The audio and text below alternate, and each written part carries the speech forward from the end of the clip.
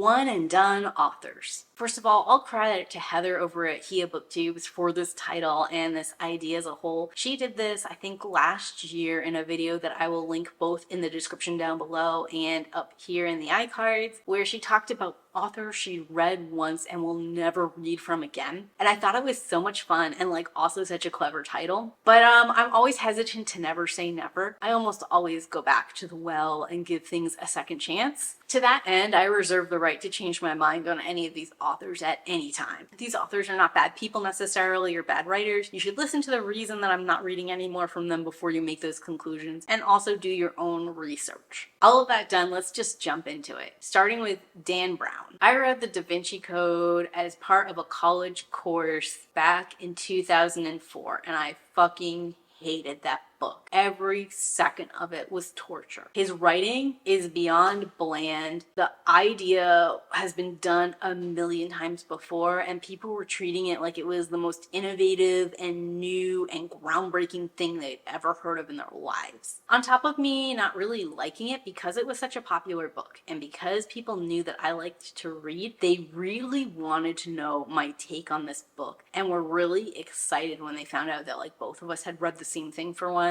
And I hated reading this book. I hated talking about it. I eventually got to a point where I would get real spicy with anyone who would bring this book up to me, and like really aggressive and like a little bit mean. I blame all of this on Dan Brown, but because of this, I will never read anything from Dan Brown ever again. He has bland stories that are not twisty, and he does the most basic bitch level of research, if any at all, before he commits to something. And also, I think some of his characterization is offensive. Like villainizing the poor albino guy and like his descriptions of that guy, just not cool. Next, we're gonna move into Lauren Thalassa. She's not as big an author as Dan Brown, but she's probably the next largest author in this list. She's got a couple of big series, including like a Bewitched series that's going on right now, but the one book I read was book one in the Bargainer series called Rhapsodic, and it is in my worst reads of 2023 if you want a breakdown of it. But for me, the main issue with it is the romance element involved grooming and portrayed the grooming in a positive way, like this guy restrained themselves from actually initiating anything until a person was of age. And that makes me sort of distrust Thalassa's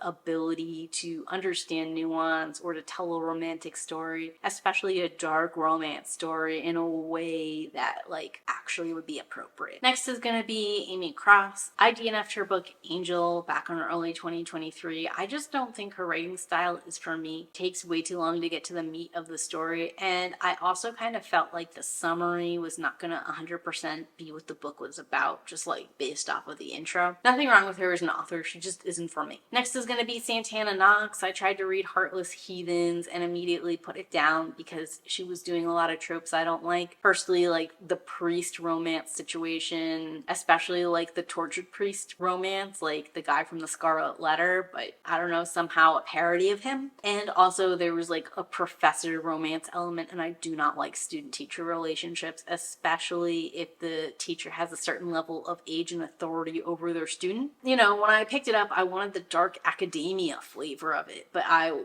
was just not there for the rest of it, so I kind of put it down. Generally speaking, this wouldn't have turned me off of all Santana Knox stories going forward, but there was some drama with her and her writing that Izzy talks about in Happy for Now, and I will link that video here. And my main takeaway from it was like there are just too many books and too many authors, and I'm just gonna steer away from her for now. Next is gonna be Layla Silver. I read The Dragon's Pretend Mate last year. This book is just comically bad. Bad writing style, bad story, bad plot, bad pacing, bad dialogue, the whole 9 yards. Why would I ever read another book from this author? And next is The Dollhouse by John Hunt, which I read last year and put in my top 5 worst reads. I elaborate on why I didn't like this book, but basically it wasn't what I was expecting, and I found the world itself to be like deeply unpleasant. Both like from the killer's perspective, which is to be expected, but also from like the good guys. I think actually ableism's the correct word here, as what I specifically remember is the characters being deformed from their time with the torturers and people thinking that they were like forever ruined because of it. And that's just not the case, like at all. Especially in these characters' cases, like our one main character was gonna be able to basically live a normal life with like some accommodations, and they portrayed it in a way like this person was forever ruined and tainted. It would have been one thing if it was just that character's mental headspace, but like their parent as well as the detective and all these other people were focusing in on it like that too, and I found that like gross and unpleasant. Next is gonna be Friedeus Moon. I love the one book I read by Friedeus Moon. However, it turns out that Friedeus Moon has been pretending to have Latine descent when they are a white person, and in fact this is a pseudonym for a white author who said racist things and had to disappear because of that. And this is not the first time they've pretended to be a Latine person. So yeah, just a lot of drama there. I guess we're gonna have to look out for this person in the future. Next is gonna be Sonia Larson. I read At the Bottom of New Lake as part of a Warmer Collection review, and I mentioned in that, as well as in my reading wrap-up, that she might be one of my new favorite authors of 2024. And then when I went to look up more books by her, I realized she had been in an author drama in 2021 surrounding the bad art friend and like making fun of someone giving up their kidney willingly just to give to someone else who needed it, and potentially plagiarizing some of their Facebook posts. It was messy. Both the people seemed to kind of suck. I don't know if Sonia Larson was found guilty of plagiarism of those Facebook posts or not, but she did grab a substantial amount of someone who is like a friend or a mutual's life and then use it in a mocking way. So that's kind of not cool. I sort of get her impulse. It's one thing to just donate your kidney out of the goodness of your heart. That's like a very kind and noble thing to do. But then to like be posting about it on Facebook and like wanting to meet the recipient of the kidney and all of that feels weird and performative to me. And I understand why Sonia Larson maybe wanted to explore and unpack that, but just like the way she went about that was not cool.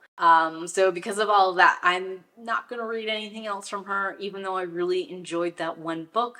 Sucks to suck, I guess. Next is gonna be Roxy Ray. I read Denying My Crescent Alpha from her, and for starters, this book had a bunch of grammatic errors in it, was not a very good story, and then I think the thing that like burned my biscuits the most is the summary is not the same as what the book is about. In fact, some elements of the summary directly contradict the content within the book. So all that was rough to start. I might have given Roxy Ray a second chance because this author is a pen name for a collection of paranormal writers, and I was kind of curious about the business model as a whole. But here's the thing, I've seen a bunch of different business models for like authors to collectively make work that are much better. For example, you could have each author write a book in the series and then have like a multiverse you all share, or you could write an anthology, or you could like do a little publishing press instead of having it all be under the same author name. But I think the time when a bunch of authors sharing the same pen name made sense is like Scholastic book reads like K.A. Applegate, where there's a churn and burn every month you need a new book. So like you might pitch some ideas and send them out to various ghostwriters to get that taken care of. But I don't think trying to make the churn and burn of Kindle Unlimited and Amazon Rapid Release happen this way is effective. And minimally, even if it was, they've missed several steps in making that work by like fucking up the summary and not getting this like spell checked or grammar handled or even like making a very good story. And as a bonus round, I'm going to talk about a couple of books where I read the full series but won't be reading any more from that author. Starting with Stephanie Evelyn, I read the Sophia Ray series. I read book 1 and part of book 2 of the Sophia Ray series from her. Book 2 retcons what happened in book 1 in a way that I felt was offensive insensitive to the subject matter. So no more trust there. Angel Lawson, I read the whole Cult of Serenity series because it was a train wreck that I had to know the end of. But again, this is another romance book where the author doesn't understand the dynamics of consent or attraction or relationships, which makes me just not trust them or ever want to read anything else from them again. And lastly, Penelope Sky, where I read a cult romance from her, which was outside of like her normal writing. She usually does mafia romances that just don't interest me as a rule. But on top of that, the cult romance, it was fine, but I didn't feel any attraction or like steamy elements. So I just don't know why I would read something else romance related from her if she doesn't